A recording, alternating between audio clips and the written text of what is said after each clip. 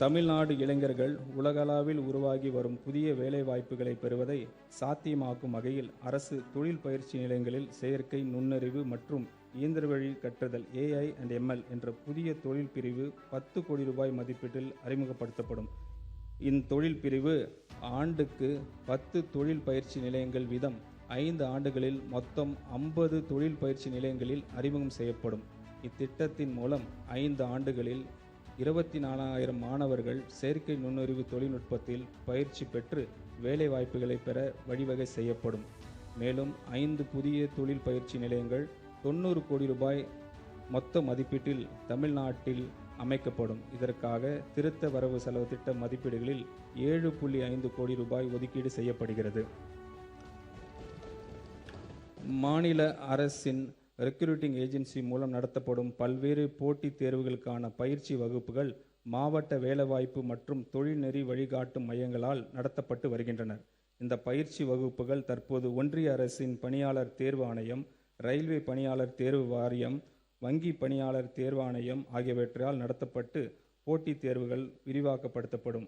அனைத்து மாவட்ட வேலைவாய்ப்பு மற்றும் தொழில் நெறி வழிகாட்டும் மையங்களில் மூலம் SSC, RRB, IBPS போட்டித் தேர்வுகளுக்கான கூடுதல் பயிற்சி வகுப்புகள் நடத்த 3.38 கோடி ரூபாய் கூடுதல் நிதி ஒதுக்கீடு செய்யப்படும். தமிழ்நாட்டு இளைஞர்கள் அதிநவீன திறன்களையும் பெறுவதை உறுதி செய்து அவர்களை வேலைவாய்ப்பு தகுதியுடையவர்களாக உருவாக்குவதுடன் அவர்களிடையே தொழில் முனைவு ஆர்வத்தையும் வளர்க்கும் நோக்கில் இந்த அரசு வெற்றி திறன் பயிற்சி திட்டத்தை அறிமுகப்படுத்துகிறது. இத்திட்டத்தின் கீழ் நடப்பாண்டில் 12 லட்சம் கல்லூரி மாணவர்களுக்கு 1 லட்சம் வேலையில்லாத இளைஞர்களுக்கு தொழில்துறை தேவைக்கு ஏற்ப திறன் பயிற்சிகள் வழங்கப்படும். மேலும் அரசு மற்றும் தனியார் தொழில் நிறுவனங்களுடன் இணைந்து முதற்கட்டமாக 20,000 இளைஞர்களுக்கு பணியிட பயிற்சி வழங்கப்படும். இந்த பணியிட பயிற்சி காலத்தில் பட்டதாரிகளுக்கு தொழிற்கல்வி தகுதி பெற்றவர்களும் மாத உதவித்தொகை வழங்கப்படும். நிரந்தர வேலைவாய்ப்பு இல்லாத குடும்பங்களை சார்ந்த இளைஞர்களுக்கு இத்திட்டத்தின் முன்னுரிமை வழங்கப்படும். இத்திட்டத்தின் செயல்படுத்துவதற்காக 150 கோடி ரூபாய் நிதி ஒதுக்கீடு செய்யப்படுகிறது.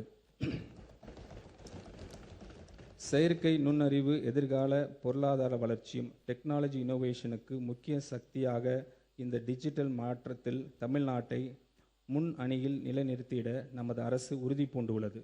இந்த தொழில்நுட்ப புரட்சியின் முதன்மை பயனாளிகளாக நமது இளைஞர்கள் இருப்பதை உறுதி செய்யும் வகையில் AI இண்டஸ்ட்ரி டெவலப்மெண்ட் புரோகிராம் தொடங்கப்படும் என்பதை நான் இங்கு மகிழ்ச்சியுடன் தெரிவித்துக் கொள்கிறேன். இத்திட்டத்தின் கீழ் உயர்கல்வியின் பல்வேறு நிலைகளுக்கு ஏற்ப தனித்துவமான செயற்கை நுண்ணறிவு பாடத்திட்டங்களை வடிவமைக்க கல்வியாளர்கள் மற்றும் தொழில்துறை முன்னோடிகள் கொண்ட நிபுணர் குழு ஒன்று அமைக்கப்படும்.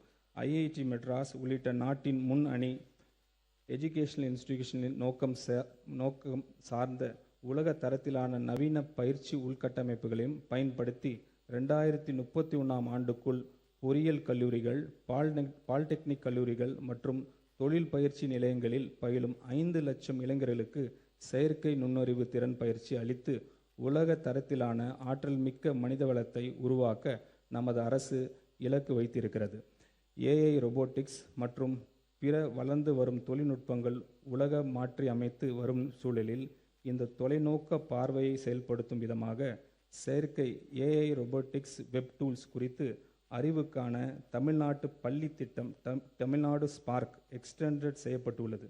இத்திட்டம் தற்போது உள்ள 5,000 அரசு பள்ளிகளில் இருந்து கூடுதலாக 2,600 பள்ளிகளுக்கு 2026-27ஆம் ஆண்டில் எக்ஸ்டெண்ட் செய்யப்படும். புதிதாக மறுசீரமைக்கப்பட்ட 3 நிலைகளை கொண்ட கட்டமைப்பின் கீழ் 6 முதல் 8ஆம் வகுப்பு வரையிலான மாணவர்களுக்கு இந்த துறை சார்ந்த அடிப்படை பாடங்கள் அறிமுகப்படுத்தப்படும். 9வது மற்றும் 10ஆம் வகுப்பு மாணவர்களுக்கு இடைநிலை அளவிலான பயிற்சியும் 11 மற்றும் 12ஆம் வகுப்பு மாணவர்களுக்கு சிறப்பு விரும்பும் பாடங்களுக்கும் வழங்கப்படும். இந்த இக்குறிக்கோள் சார்ந்த முயற்சியானது மாணவர்கள் புதியனவற்றை படைக்கவும் தலைமைத்துவ பண்பையும் வளர்த்து கொள்ளவும் குளோபல் நாலேஜ் எக்கனாமியில் தமிழ்நாட்டை நிலை பலப்படுத்தவும் நேரடியாக உதவும். இந்த திருத்த வரவு செலவு திட்ட மதிப்பீடுகளில் தொழிலாளர் நலன் மற்றும் திறன் மேம்பாட்டுத் துறைக்கு 2022 கோடி ரூபாய் ஒதுக்கீடு செய்யப்படுகிறது. மேலும் சிறப்பு திட்டம் செயலாக்கத்துறைக்கு 17,150 கோடி ரூபாய் நிதி ஒதுக்கீடு செய்யப்படுகிறது. இளைஞர் நலன் மற்றும் விளையாட்டு மேம்பாடு. சமூக தீமைகளுக்கு எதிராக நமது வலுவான ஷீல்டாக ஒரு துடிப்பான விளையாட்டு பண்பாடு திகழ்கிறது.